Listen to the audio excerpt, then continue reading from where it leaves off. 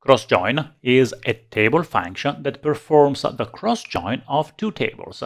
The cross-join is the Cartesian product of the values in the two tables, meaning that for every row in the first table, you will have all the values in the second table. Let's see that with an example. Here I'm using add columns over the cross-join of all the values of product color and all the values of product category.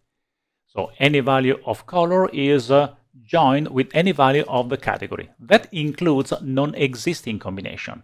And we can see that because add columns later creates the new column number of products that uses calculate count rows of products.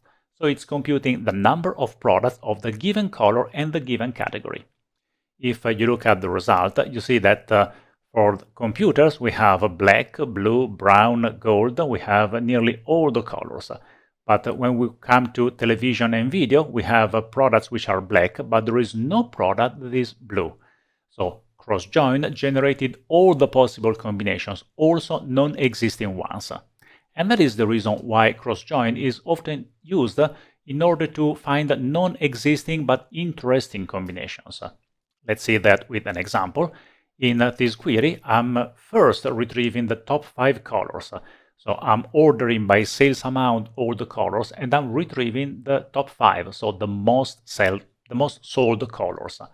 And then I cross-join all the categories with the top 5 colors. So for every category, I have all the possible colors, also the non-existing combination, because my goal is to find which categories do not have my top colors. And that is happening because of this filter that checks whether the product table does not contain any row with a given category and one of the colors. The result you see is that it tells me that television and video does not contain one of my top seller products, which is color, which is blue. And cell phones, again, does not contain any blue product. So cross-join is oftentimes useful in order to find non-existing combination that might be interesting for further analysis.